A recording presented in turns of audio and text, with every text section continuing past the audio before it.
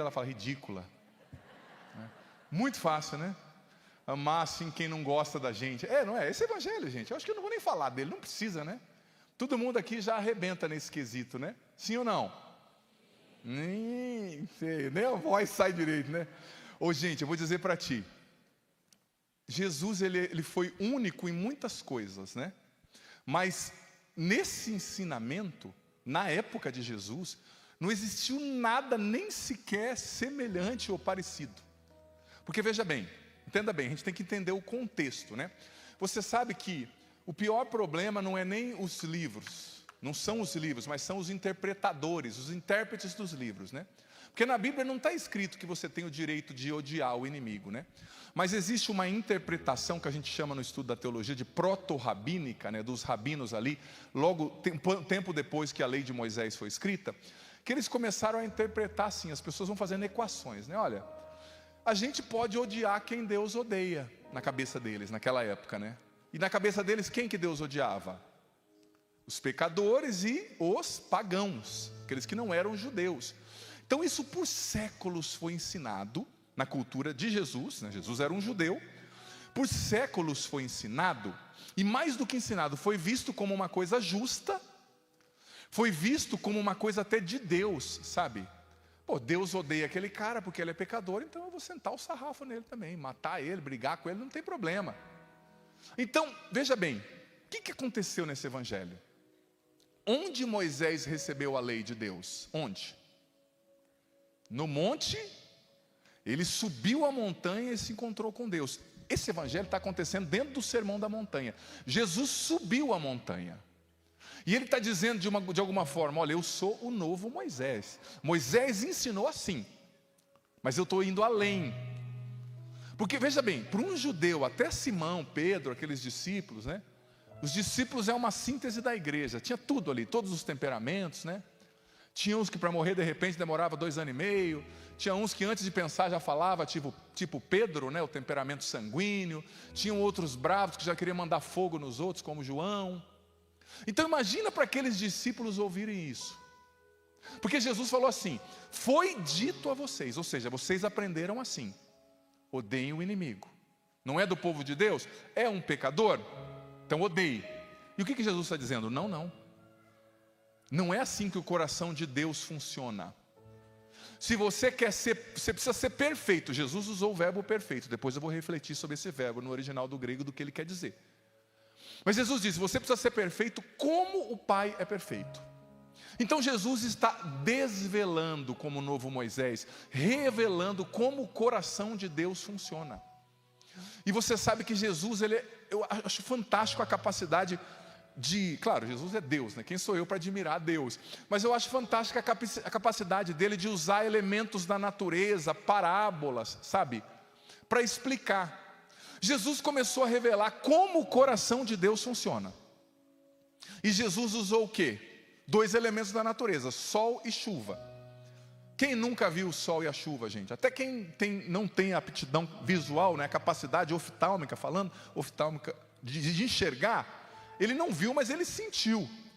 O sol e a chuva são coisas que você não precisa nem enxergar. Se você chegasse aqui em Cachoeira segunda, meio-dia, e ficasse ali, meu amigo, tomando sol, você não precisaria nem pagar o bronzeamento artificial que você está planejando aí para o verão. Porque o negócio estava feio, você sente o sol, estava quente aqui em Cachoeira. E a chuva também não precisa nem dizer, né? A senhora arruma o seu cabelo, bonito, chega na chuva, é aquela confusão, né?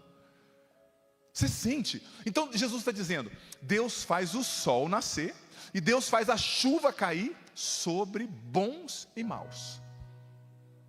Você pode comprar sol, pode comprar chuva? Não, é dom de Deus, é dom da graça de Deus. São João Paulo II dizia que a gente tem que ler as 2 escrituras de Deus. A primeira é a Bíblia, e a segunda é Deus que se revela na criação, na natureza, né? Muito interessante, hoje em dia a gente fala tanto do cuidado da criação, da natureza, só que a gente esquece de interpretar a natureza como criação de Deus e dentro do propósito de Deus. Não é só um cuidado por cuidado, você está entendendo? Tem que olhar dentro do contexto da criação. Então Jesus está falando, olha, Deus faz o sol nascer, a chuva cair, o sol brilhar sobre justos e injustos, sobre bons e maus. E o que ele está dizendo? Aí ele quebrou a lógica dos judeus e quebra a nossa lógica. Por quê? Porque a nossa lógica é uma lógica de merecimento. Mas aquele cara não merece estar onde ele está. A lógica de Deus não é de merecimento, a lógica de Deus é a lógica do amor. O amor não exige só o seu merecimento. Claro, não é que Deus está aprovando os pecadores nem o pecado, não é isso. Mas quando Deus vê um pecador, Ele não vê aquele pecador como um demônio irredimível, mas Ele vê a essência mais profunda daquele homem, daquela mulher, e Ele vê que naquela alma está impressa a imagem dele. A imagem dele. E Ele vê que aquele pecador tem o potencial de se tornar um santo, se abrir à graça de Deus. Então o jeito de Deus ver é muito diferente do nosso, muito. E qual que é o sentido? O que é se tornar cristão, gente? Se tornar cristão não é usar essa camiseta somente com a imagem de Nossa Senhora, né? Tem gente que usa a camiseta de Nossa Senhora meio gordinha assim, parece que Nossa Senhora está grávida, né? Não é só usar a camiseta de Nossa Senhora, não é só rezar o rosário, que é maravilhoso, não é só ouvir a canção nova, não é só ler a Bíblia. O que é ser cristão, criatura? É se tornar um outro Cristo. É pensar como Jesus pensa. É ver as coisas, as pessoas, como Deus vê. Então hoje Jesus está revelando como o coração do Pai funciona. E é interessante que Mateus, quando ele escreveu esse evangelho, segundo a tradição, Mateus escreveu esse evangelho 50 anos ali depois do nascimento de Jesus, em Antioquia. Antioquia, onde hoje é a Turquia, na verdade onde hoje é a Síria, quase Turquia. E naquela época, o que aconteceu? Na sinagoga dos judeus, começou a se reunir também os cristãos. Só que os cristãos vinham de origem pagã. Então eles não tinham a circuncisão de Moisés. Então eles começavam a habitar a mesma sinagoga. E virou uma confusão. O pau estava caindo na folha, como diz o ditado lá. Briga para todo lado. Então Mateus escreveu, lembrando, né, o discurso de Jesus, justamente ali na igreja antioquena, em Antioquia. Para dizer, gente, que Deus quer que a gente vá além do comum. Tem gente que diz assim, padre, eu não mato, não roubo. Isso é o mínimo, né? Deus só não matar e não roubar não é o suficiente. Deus quer que você ame quem não te ama, quem não merece. Deus quer que você reze pelo seu inimigo. Isso é ser cristão. E a gente tem que diferenciar o amor do gostar, né? Tem gente que fala assim, eu não gosto da pessoa. Você tem o direito de não gostar, mas você não tem o direito de não amar. Porque o gostar, ele nasce de uma aptidão. Por exemplo, o padre lá da minha cidade, talvez torce para o time que eu torço. Não vou nem perguntar, que eu não quero me decepcionar aqui ao vivo, né? Vai que ele é do time rival, né? Talvez ele gosta da música que eu gosto. Vai ser fácil gostar dele. Então isso é gostar, tem a ver com aptidão. Agora amar não é gostar. Amar não é aptidão, não é identificação, né? Amar é uma decisão do coração. Por que você ama quem você não merece? Quem não merece, desculpa. Você não gosta. Porque o Evangelho diz que a gente tem que amar as pessoas que a gente não gosta. Não só as que a gente gosta. Porque veja bem, quando você ama só quem você gosta, você não está fazendo nada de extraordinário, você não está nem amando. Na verdade, quando você ama uma pessoa boa, você não está fazendo nada de extraordinário. Você está recebendo muito em troca. Você não está dando quase nada, porque uma pessoa boa é agradável amar, né? É agradável conversar. Só que quando você ama alguém que não merece, sabe? Você está começando a pensar como Deus e a agir como Deus. E você está entendendo que o amor é uma decisão. Mesmo se eu não gosto, eu me decido a amar. Por quê? Porque eu vejo Deus naquela pessoa e eu amo aquela pessoa por Deus, amando Jesus nela. Porque o fundamento dessa palavra, gente, não é humano, é espiritual, é teológico. Lembra daquela passagem que diz, olha, quando nós éramos ainda pecadores, Ele nos amou por primeiro? Deus fez isso. Quando você e eu éramos inimigos dele, Ele nos amou. Então nós vemos Deus, nós não amamos somente porque nós somos bonzinhos, ou porque aquela pessoa merece, ou nós estamos falando que o pecador está certo. Não, não. Nós amamos por Jesus e porque eu vejo Jesus em você. Por isso que eu te amo. Padre, mas eu não mereço teu amor. Não merece mesmo. Mas Jesus em você merece. Porque Ele me amou na cruz, sem eu merecer. Ele amou você na cruz, sem você merecer. Sabe? E você pode dizer, padre, é muito difícil. Mas como dizia Santa Teresa, Madre Teresa de Calcutá, Madre Teresa de Calcutá dizia que as pessoas boas merecem o nosso amor. As pessoas ruins precisam dele. As pessoas boas não merecem, elas precisam. As ruins, desculpa, elas não merecem, elas precisam. Elas precisam. E eu digo para você, é muito fácil, como eu disse, amar uma pessoa boa, mas somente uma pessoa ruim e difícil nos ensina o que é amar de verdade. Porque o amor dói, gente. Você quer saber o que é amor? É só olhar para a cruz. Nós estamos na Semana Santa, daqui uns tempos, semanas, que algumas semanas, sexta-feira da Paixão, nós celebraremos. O amor de verdade dói. Então, o amor, ele fere você. Quem aqui vai na academia? Levanta a mão. Não mente para padre que é pecado. O que acontece na academia? Você fere o seu músculo para o músculo crescer e ficar bonito. Igual todo mundo que eu estou vendo aqui, ó. Só gente chapada, pronta para o verão. Olha para quem está do seu lado aí, ó. Só gente sarada. Mas na academia você fere o músculo cresce. Você sabia que uma pessoa difícil, ela fere o seu caráter para as virtudes crescerem em você. Ela fere a sua autoimagem, ela fere o seu orgulho, ela fere o seu egoísmo para que o amor cresça, enche. E só uma pessoa difícil é capaz de fazer a gente amar. Só uma pessoa difícil. Porque a gente não está recebendo nada em troca. A gente está se dando, a gente está se gastando, a gente está na cruz. Dizendo, eu estou aqui, mas Pai, perdoa, Ele não sabe o que Ele faz. É isso que é amor, gente. É isso que é amor. E tem gente que fala, eu peço tanto para Deus me fazer santo. Aí Deus manda a pessoa para você amar e você fica bravo. Ai, pessoa difícil. Essa pessoa difícil, me perdoe. No fundo, no final dos tempos, quando chegar o dia do nosso juízo, nós vamos ver que nós fomos salvos por causa das pessoas difíceis que Deus colocou no nosso caminho. Muitas vezes. Porque essas pessoas nos obrigam a ir além do nosso orgulho, do nosso egoísmo, da nossa vaidade, do nosso ser tão autocentrado. A gente é tão centrado na gente mesmo. Nós somos, eu não sei quem nos convenceu. Eu disse esses dias, hoje cedo eu estava rezando aqui no Encontro de Cura Interior, pela cura da autoimagem, da autoestima. Tem muita gente ferida nessa área. Mas num polo oposto, tem muita gente também que tem uma autoestima que eu vou dizer para você. Mas é tão grande, tão grande, tão grande, tão grande. A pessoa ela se vê como tão importante, tão como o centro do universo, que não tem espaço para o amor. Ela é a única prioridade. Mas o amor é esvaziar-se, como disse Jesus. Você se esvazia. E só uma pessoa difícil tem o poder de fazer isso com você. Não é que a pessoa em si tem. É que se você se decide amar uma pessoa difícil, a graça de Deus te leva além da sua natureza humana. Te leva além. E olha, eu vou dizer para você. Jesus falou no final que a gente tem que ser perfeito como Deus é perfeito. E quando ele falou perfeito, ele usou o verbo no original, na verdade era um adjetivo do grego antigo com o qual a Bíblia foi escrita, que era o adjetivo teleios, que era uma tradução do hebraico tamim, que significava, a gente traduziu como perfeito, mas que significava pronto, maduro, uma coisa que tem um processo final, ou seja, você plantou, regou e colheu, o fruto está maduro. O processo todo está completado. Então Jesus está dizendo, vocês têm que ser perfeitos, ou seja, vocês têm que deixar o reino acontecer em vocês, a semente da palavra crescer, que vai chegar um tempo que o processo vai estar completo, e vocês só vão poder reproduzir as atitudes de Deus. Gente, o mundo seria tão melhor, se nós reproduzíssemos as atitudes de Deus.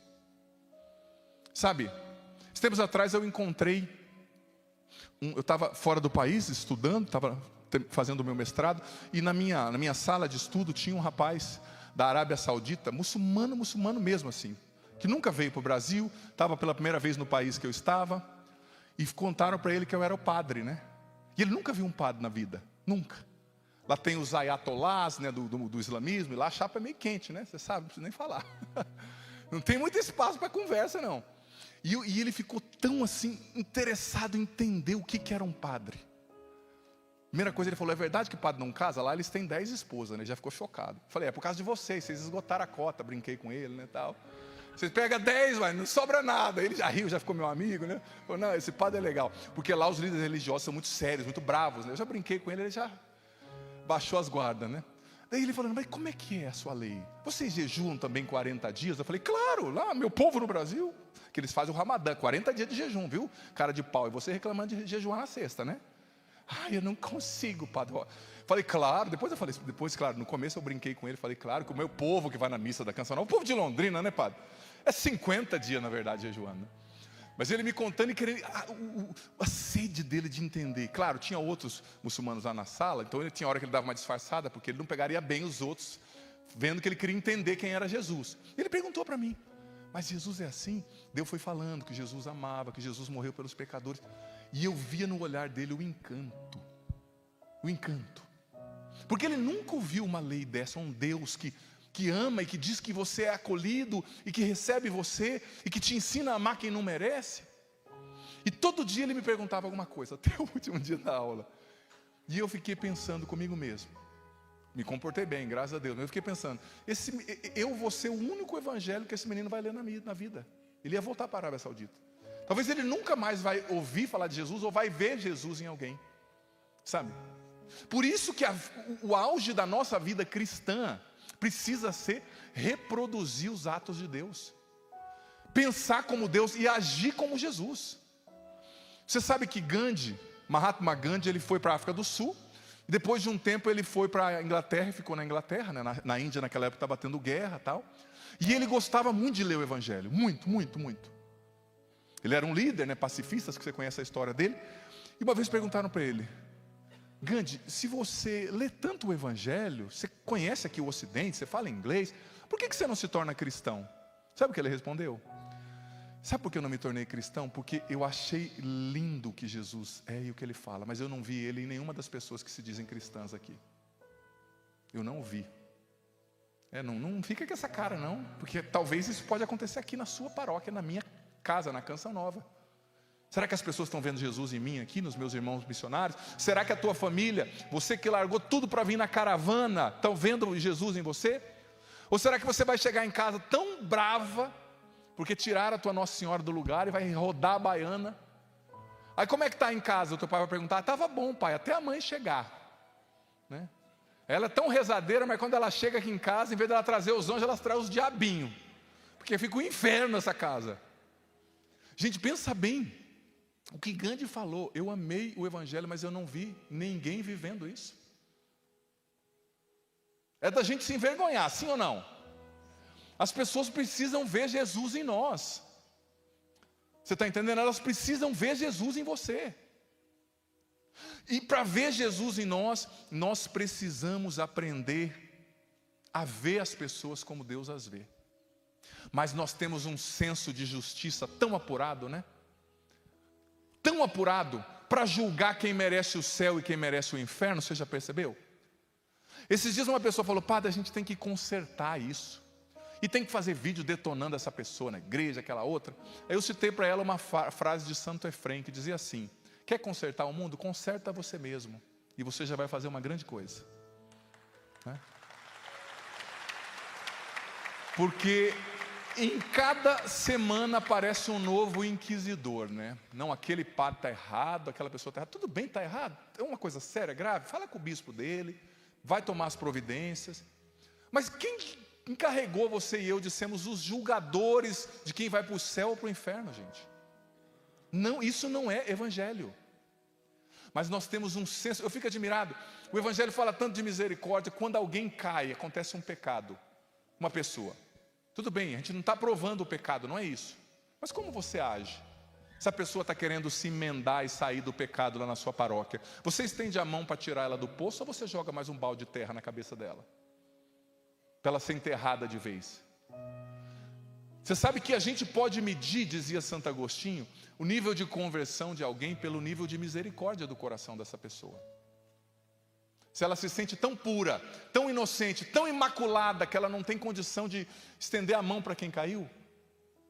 Mais uma vez eu digo, não tem a ver com aprovar o erro, tem a ver com acolher. O que Jesus fez com aquela mulher que todo mundo estava querendo jogar pedra? Ele abaixou, olhou nos olhos dela, levantou e falou, quem não tiver pecado atira a primeira pedra. E depois ele disse para ela, vai e não peques mais.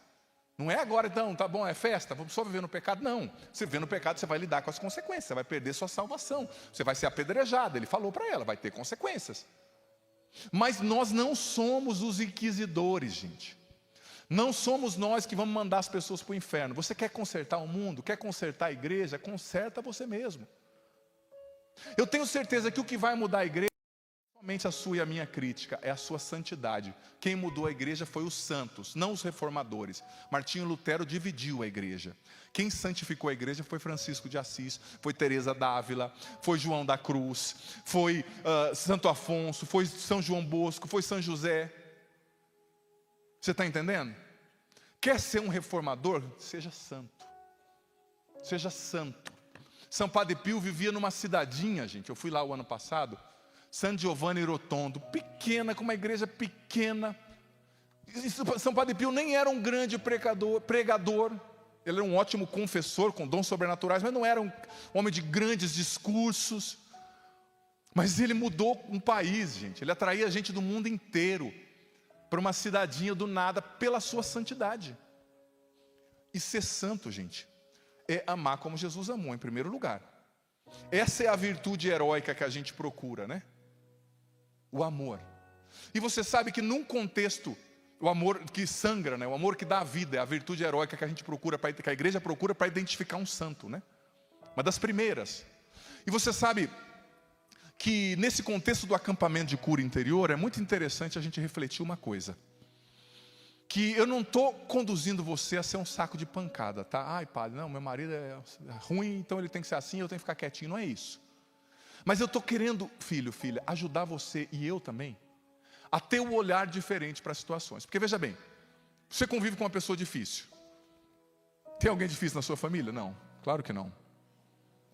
Ou talvez a pessoa difícil não está lá, né? Está na Canção Nova hoje, né? Olha para quem está do seu lado, é um doce essa pessoa, né? Olha que cara de pudim que ela tem. É um doce, olha só. Londrina mesmo só tem gente boa, hein? Os difíceis veio para a Canção Nova. Faz 20 anos que Deus está tentando aqui amolecer o Zandoná aqui, né? Que saiu lá de Londrina. Mas vou dizer para ti, quando você está lidando com uma pessoa difícil, eu fui aprendendo isso com a experiência de sacerdote mesmo, com os livros que eu escrevi, dos livros que eu escrevi, às vezes eu me confundo se eu escrevi 9 ou 10, mas é 9 ou 10. 6 foram sobre cura interior. E escrevendo sobre cura interior, o que eu percebi? Uma frase básica que resume, que posso resumir esse pensamento é a seguinte: por trás de uma pessoa que fere, tem sempre uma pessoa ferida. Dentro de uma pessoa que faz você sangrar, tem um sangue escorrendo, sabia? Isso não justifica, então é você ruim, padre, porque eu sou ferido? Não, não é isso. Você entendeu onde eu quero chegar, né? Não preciso ficar desenhando aqui para ti. No processo de cura interior, a gente tem que entender que a gente precisa de cura, mas a gente também precisa ser agente de cura para os outros. Porque o amor que a gente dá também cura o outro e cura a gente. Não é só o amor que a gente recebe. Então, às vezes, a pessoa difícil que está fazendo você sofrer, ela nem sabe dizer que ela tem dor. Ela nem sabe dizer que está sangrando. E às vezes o jeito dela expressar isso é batendo em quem está perto, né? Eu vejo as mães de criança recém-nascida, né? Tadinho das mães de criança recém-nascida. A criança não sabe dizer o que ela está sentindo. O que ela faz? Chora. Qual é a linguagem da criança? O choro. A criança chora se está com fome, a criança chora se está com cólica, a criança chora se está com sono. A criança sempre chora. E as mães têm o dom de descobrir que tipo de choro é. Para mim é tudo igual, né? Quando eu vi a minha irmã lá, não, esse choro é de fome. Eu falei, como é que você sabe, né? É o dom da maternidade, né? Mas é a linguagem, às vezes irrita quem está ouvindo, né? Já pegou um avião? Eu amo criança, mas um avião pequenininho e uma criança começa a chorar e às vezes a criança olha para ti e fala, vou chorar. Parece que ela fala, eu sei que você é padre, está preparando uma homilia que você vai pregar um encontro com 10 mil pessoas, mas eu vou olhar para você e vou chorar. Eu olhei para uma esses dias e fiz assim, Deus abençoe ela. Ué! Agora eu voltei equipado da minha viagem, trouxe um fonão assim que diz, né, lá escrito lá que blinda o som de fora. Eu estou acreditando, né? Para essas ocasiões. Mas a criança, ela chama atenção, ela está te incomodando. Mas por que ela está incomodando a mãe? Porque dentro dela tem alguma coisa que está ruim, está errada. Então às vezes a pessoa que mais está te ferindo, ela não sabe, mas é o jeito dela chorar, de incomodar, expressar a dor. Então muitas vezes a gente entende errado, a pessoa não está te chamando para briga, ela está falando, socorro, me ajuda. Eu não sei o que fazer, eu não sei como lidar com essa dor. E essa é a hora da gente se tornar santo. Dá uma resposta diferente. Ela está te batendo? Claro, algumas vezes você vai ter que dar uma recolhida, dar uma sumida ali temporariamente. Mas é dizer para ela, não, eu amo você. Mesmo quando você não é o que eu espero, não é? Por que tanta gente separa? Porque casa, passa um mês, 2, um ano e fala, a pessoa não é o que eu espero. Agora que você descobriu, infeliz. pessoa não é o que você espera e não vai ser. Você não casou com um clone, ou você não casou com alguém que está lá programado para realizar todos os seus desejos. A pessoa é diferente, mas isso é amar. Quando você vê que a pessoa não corresponde às suas expectativas, quando você vê que a pessoa não é o que você quer, e você continua falando, eu escolhi você, e eu continuo amando você e vou amar até o fim. Isso é amor, isso é casamento. Ai, padre, a pessoa não é o que eu queria. Ai, ela é igual à mãe. Você queria que ela fosse igual a quem, criatura? Ai, minha esposa, padre, puxou muito da minha sogra. Que legal, né? Isso faz sentido, né? Assim, tem a ver com genética. Eu expliquei, falei para o rapaz, genética, já ouviu falar assim, genes e tal. Ah, isso não ouvi falar, padre. É claro que vai puxar. Mas quando você casa com a sua esposa, você casou com a sogra, casou com a família dela junto, meu irmão. Não, isso é uma metáfora, você está entendendo, né? Mas vem no pacote. Ah, não, mas não é o que eu quero, tem um defeito que eu não gosto. Meu irmão, abraça o que é teu, permanece fiel. Como dizia a canção antigamente. Amar é isso, o amor dói, o amor contraria a expectativa. E eu pregava ontem no Sorrindo para a Vida e dizia aquela frase de São João Crisóstomo, que diz assim, que o amor é a essência de Deus, e o perdão é a essência do amor, né? Ele também dizia que nada nos faz mais parecidos com Deus do que o perdão. Por isso que dentro desse evangelho, falando de inimigo, falando de amor aos inimigos, eu não posso concluir a homilia sem falar de perdão. E não existe cura interior sem perdão. Talvez Deus hoje, desde o início dessa homilia, já está chacoalhando você, fazendo você pensar, quem são os seus inimigos? Essa palavra não devia nem existir no vocabulário de um cristão, mas existe, né? Quem são os seus inimigos? Claro, vamos usar como uma metáfora para as pessoas que não gostam de você, ou que você não gosta, ou que já te fizeram sofrer. Quem são os seus inimigos hoje? Você tem rezado por essas pessoas? Você está lutando para perdoar essas pessoas? Hoje Deus está te pedindo para perdoar essas pessoas. Eu digo na autoridade de sacerdote de forma profética aqui. Deus quer que você libere o perdão. Padre, mas ela não merece. Não merece mesmo. Você vai perdoar por Jesus. Você também não merece ser salvo, nem eu. Você não merece cada gota que jorrou daquele corpo santíssimo na cruz. Mas é por amor que Ele se entregou. Então, Deus quer que nós perdoemos. Gente, eu acho tão interessante Santo Afonso explicando isso. Já preguei sobre isso outras vezes. Se você me segue no canal no YouTube, em outros lugares, talvez você já até ouviu, mas desculpe eu dizer isso de novo, porque é muito precioso, dentro do contexto da homilia. Santo Afonso Maria de Ligório ensinava que para amar de verdade, a gente precisa incorporar aquilo que Jesus disse. Amar o outro como amamos a nós mesmos. Você já percebeu como a gente é especialista em dar desculpa para nós mesmos? Para os nossos erros? Padre, eu cheguei atrasado, padre, mas você não tem noção, o semáforo fechou, padre. Semáforo fecha, né? Sai antes, né? Mas não, semáforo fechou, e ao mesmo tempo eu estava triste, porque caíram 3 folhas no para-brisa, e aquilo me lembrou de quando eu tinha, sabe umas histórias, né? A pessoa, ela tem uma facilidade de dar desculpa por os erros, para o atraso, para a queda. A gente tem uma facilidade de ser autoindulgente, né? Diz o Papa Francisco. Mas Santo Afonso dizia que para amar, a gente precisa aprender a aplicar essa indulgência para com o outro. Como? Santo Afonso dizia, dando ao outro o benefício da dúvida. Quem aqui já ouviu falar dessa doutrina do benefício da dúvida? Levanta a mão, pode levantar. Nossa, quanta gente, 1, 2, 3, 4, muita gente. Então já que tem tanta gente, eu acho que eu nem preciso falar, né? Claro que eu vou falar, com muito gosto. Santo Afonso dizia o seguinte, que quando alguém faz algo que você não aprova, quando alguém faz algo que você não gosta, você tem que dar a ele o benefício da dúvida, ou seja, você tem que acreditar no seu coração, que mesmo que o resultado da ação dele não seja boa, a intenção dele é boa, é pura. Por exemplo, ele foi grosso, mas talvez ele está cansado. Porque a gente faz isso com a gente mesmo, não faz? Olha, eu te tratei mal, mas eu estava tão cansado aquele dia. Então Santo Afonso dizia, você tem que amar o outro como você ama você mesmo. Dá o benefício da dúvida. Não, ele está errando, eu vi ele fumando, mas talvez, cara, ele começou novo, foi o pai dele, a mãe dela que ensinou e ele não consegue vencer. Eu vi aquela pessoa tratando mal uma pessoa, mas talvez ele estava, sei lá, ele está lidando com uma depressão. Santo Afonso dizia que esse é um caminho para concretizar essa palavra. Por quê? Porque muitas vezes isso é verdade. Isso é verdade, você não sabe o que o outro está vivendo, né? Eu vi um discurso uma vez, não lembro se foi do Papa João Paulo II mesmo, que ele dizia, do ponto de vista da teologia moral, né? Tem aquela encíclica fantástica chamada O Esplendor da Verdade, Veritatis Splendor, e ele apresentou uma sentença, eu vou trazer com as minhas palavras, simplificando, né, que João Paulo II era bem filosófico, que, por exemplo, se uma pessoa está num pecado, uma falta, um erro, e ela teve na sua vida aquilo que a gente chama de condicionamentos, né? Ela não teve um pai que ensinou, ela não teve uma coisa, mas ela está lutando para vencer aquilo a vida inteira, lutando. Mas a história dela não ajudou, ela sofreu um abuso, ela sofreu um monte de coisa, não teve pai, não teve religião, ninguém ensinou a rezar. Essa pessoa lutando, e uma pessoa que não tem nenhum desses defeitos, mas que teve uma família perfeita, que foi ensinada a rezar, que foi amada, que foi cuidada, e a vida inteira essa pessoa apontando o dedo e julgando e xingando. No juízo moral, é perigoso essa pessoa que se considera tão pura ir para o inferno e a outra ir para o céu.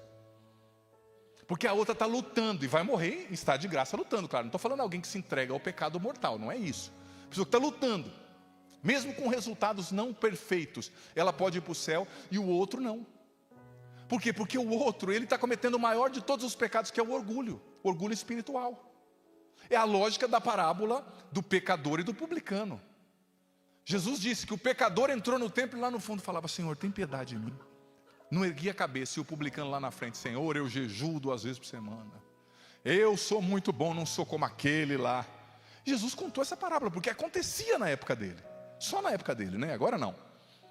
E ele disse: o publicano saiu do templo justificado. E o fariseu não.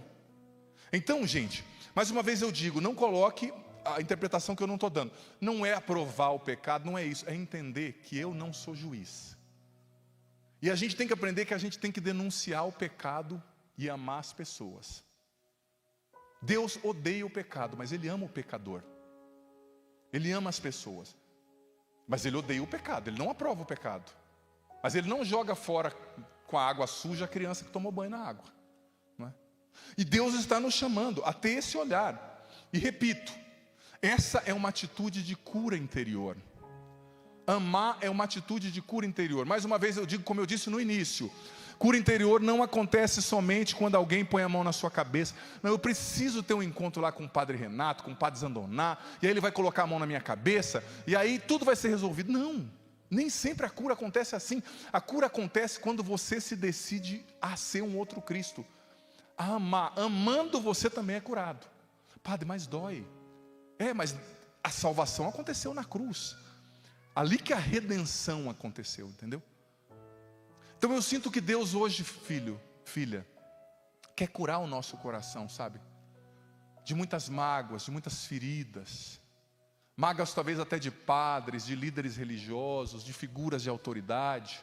Eu sinto que Deus hoje quer nos levar concretamente a amar os nossos inimigos, a liberar o perdão.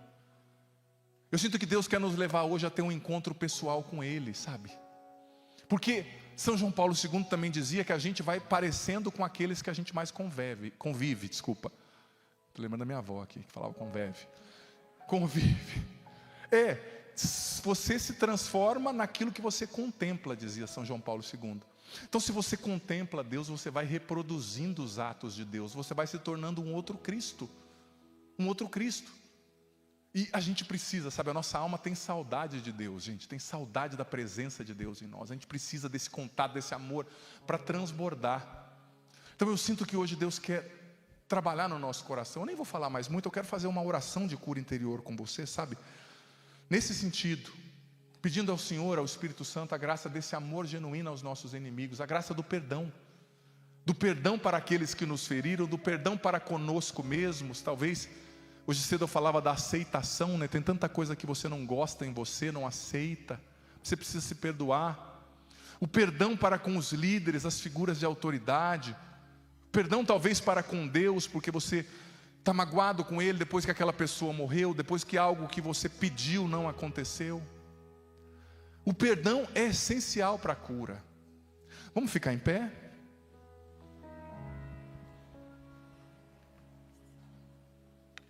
Eu quero convidar você, filho, filha, a ter disposição para rezar nesse momento. Nós vamos rezar bastante agora. Eu quero convidar você, não só ficar esperando eu conduzir a oração, mas deixar o Espírito Santo te conduzir agora.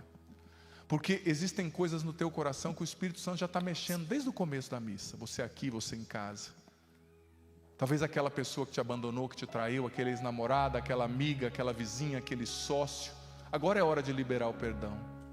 Levante os seus braços comigo e diga: Jesus, eu quero ser igual ao Senhor. Eu quero ser igual ao Senhor. Eu quero te imitar, Senhor. Eu quero te imitar, Senhor. O teu amor na cruz. O teu amor na cruz. A tua doação. A tua doação. Mas sozinho eu não consigo. Mas sozinho eu não consigo. Capacita-me, Senhor. Capacita-me, Senhor. A amar os meus inimigos. A amar os meus inimigos. A amar como o Senhor amou e ama. A amar como o Senhor amou e ama. Capacita-me, Senhor. Capacita-me, Senhor. A liberar o perdão. A liberar o perdão.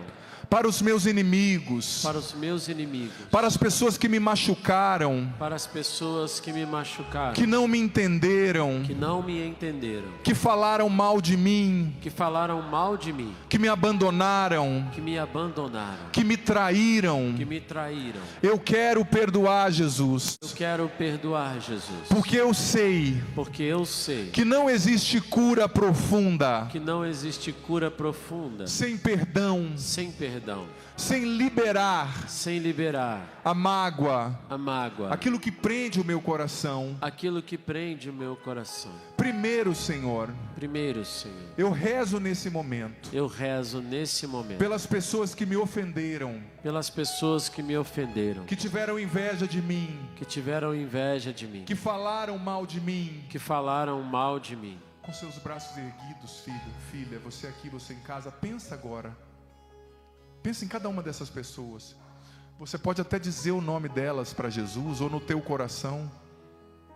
Pensa nessas pessoas agora que te feriram, que você precisa perdoar. Talvez o teu coração sangra só de pensar. Seja difícil, seja desagradável, mas é uma cirurgia. Dói, mas é para curar. O Espírito Santo está te conduzindo nisso. A Virgem Maria está te levando nos braços. Pensa nessas pessoas.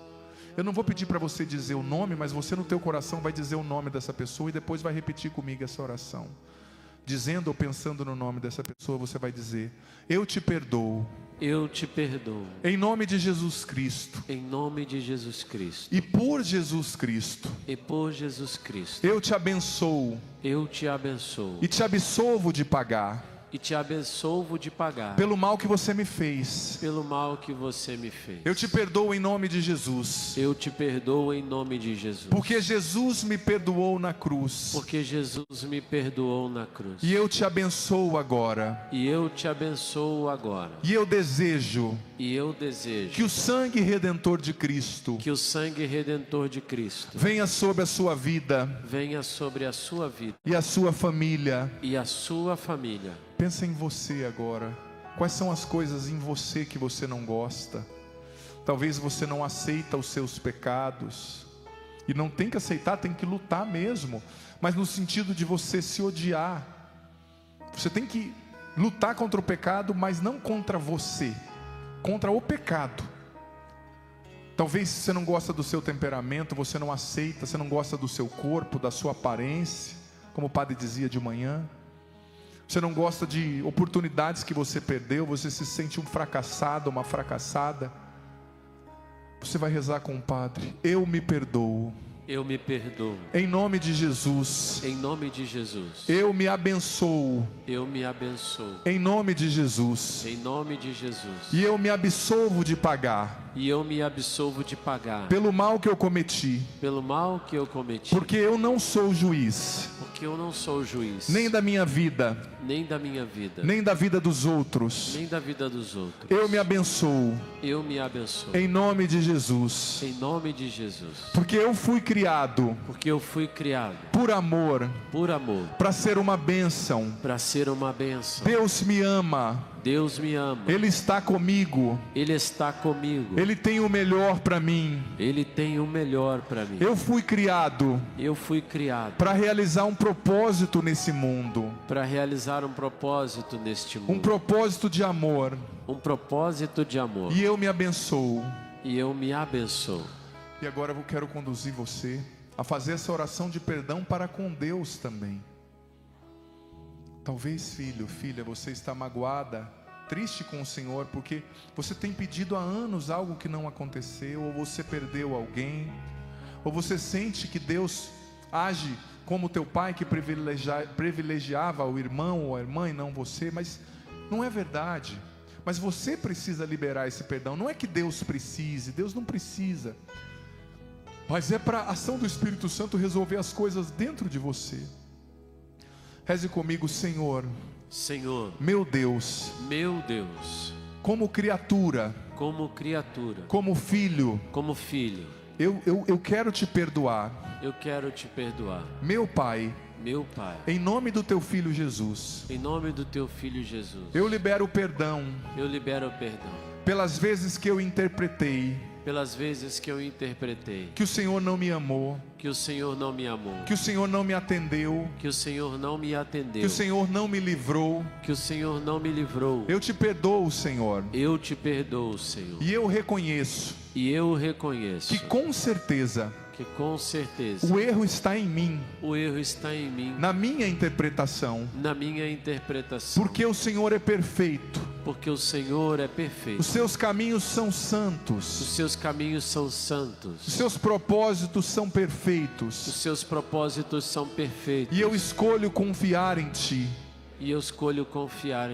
E mais uma vez eu te peço, meu Senhor, capacita-me a amar os meus inimigos, a perdoar de coração as pessoas que me ofenderam, que não me aceitam, que me humilham, que me traíram, que agiram para me prejudicar. Eu quero perdoar. Eu quero ser perfeito. Como o Senhor é. Como o Senhor pediu hoje no Evangelho. Mas sozinho eu não consigo. Eu preciso subir ao monte. Tocar a sua glória. Receber o teu perdão.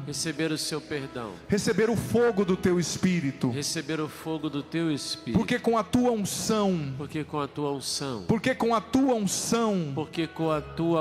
Eu não vou me perder. Derrama sobre mim a tua graça. O teu Espírito Santo. Faz-me entender esse Evangelho. E tudo que eu ouvi aqui. E cura as minhas feridas mais profundas. De decepções. De mágoas. De desentendimentos. E com os braços erguidos, filho, filha, solta a sua voz no Espírito agora. Solta a sua voz assim. Até mesmo se você nunca rezou em línguas antes, nunca rezou no Espírito, não tenha medo. Esse é o dom do Espírito Santo que está escrito na carta de São Paulo aos Coríntios, capítulo 12, 1 Coríntios. Deixa o Espírito rezar em você junto com Orlando, junto com os músicos. Deixa o Espírito Santo rezar em você enquanto o Padre vai ministrar essa oração. Eu, como sacerdote, quero ministrar essa oração enquanto o Espírito Santo reza em você.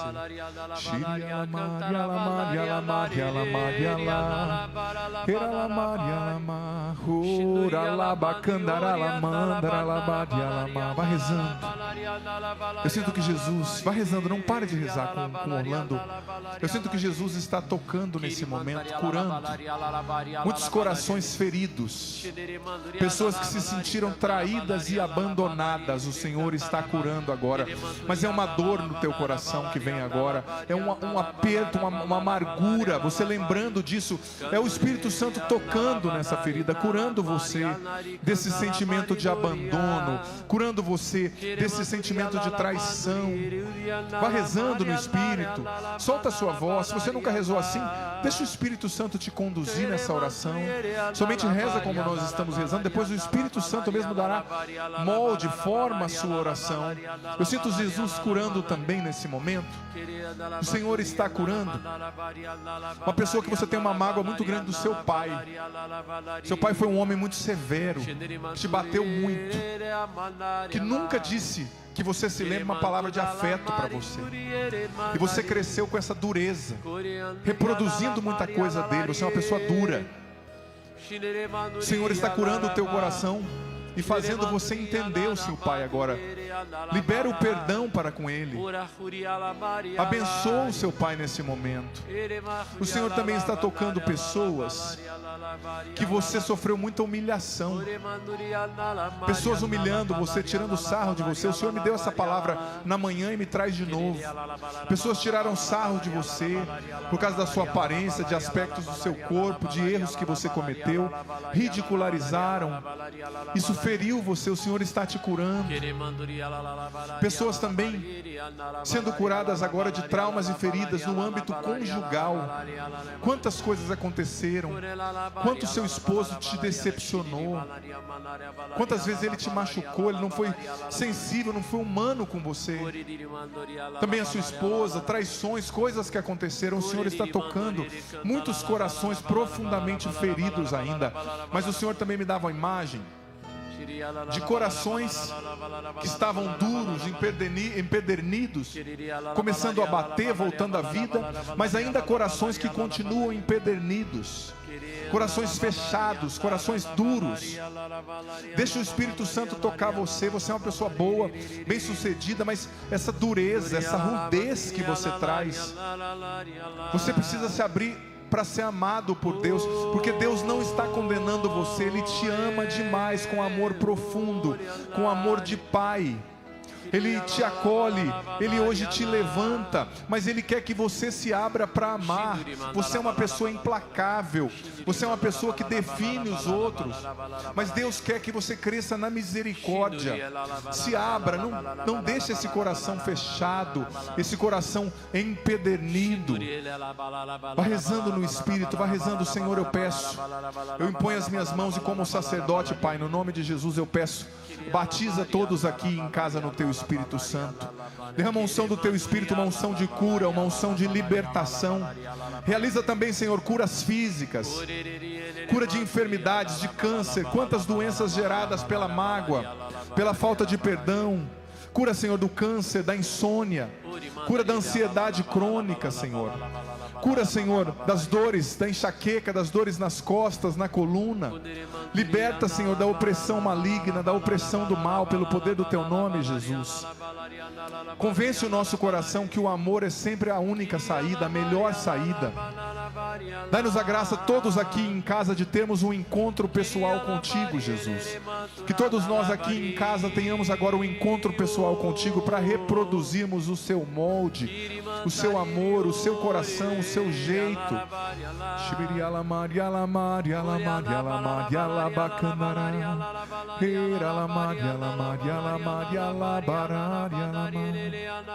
Com seus braços erguidos, você vai repetir depois do Padre: tenho saudade de Ti, Senhor. Mais forte: tenho saudade de Ti. Tenho saudade de Ti. Como eu quero estar na Tua casa. Como eu quero estar em Tua casa. Tenho saudade de Ti. Tenho saudade de Ti. Como eu quero estar em Tua presença. Como eu quero estar em Tua presença. Ao topo do monte. Ao topo do eu monte. Quero subir. Eu quero subir. E a Tua glória eu vou tocar. E a Tua glória eu vou tocar. E o Teu fogo santo. E o Teu fogo santo. O fogo do Teu amor. O fogo do Teu amor. Eu quero receber. Eu quero receber. E com a Tua unção. E com a Tua unção. Eu não vou me perder. Eu não vou me Só perder. Tu és santo. Só Tu és santo. Só Tu és santo. Só Tu és santo. Só Tu és santo. Só Tu és santo. Vamos cantar isso com seus braços erguidos. Tenho saudade de Ti. Tenho saudade de Ti. Tenho saudade de Ti. Tenho saudade de Ti. Como eu quero estar em Tua casa. Como eu quero estar em Tua casa. Tenho saudade de Ti. Cante, filho, filha. Canta para o Senhor. Tenho saudade de Ti. Tenho saudade de Ti. Tenho saudade de Ti. Como eu quero estar em Tua presença. Como eu quero estar em Tua presença. Uma vez mais, deseje isso. Tenho saudade de Ti. Tenho saudade de Ti. Tenho saudade de ti. Como eu quero estar em tua casa. Como eu quero, Como Senhor, eu quero estar em contigo. tua casa. Aprender de ti, agir como o Senhor. Tenho saudade. Tenho saudade de ti. Tenho saudade de ti. Tenho saudade de ti. Como eu quero estar em tua presença. Como eu quero estar em tua presença. Ao topo do monte eu quero subir. Ao topo do monte eu quero subir. E a tua glória eu vou tocar. E a tua glória vou tocar. Ao topo do monte Ao topo do monte eu quero subir. Eu quero subir. E a tua glória eu vou tocar. E a tua glória vou tocar. Uma vez mais, ao topo do monte eu quero subir. Cante.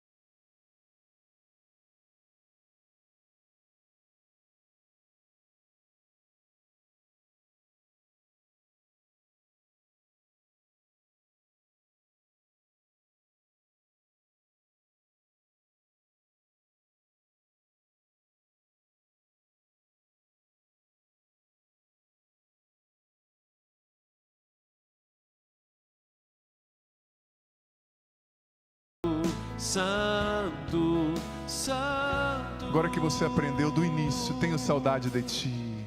Tenho saudade de ti. Solta a voz, é para Jesus. Tenho saudade de ti. Como eu quero estar. Como eu quero estar em tua casa.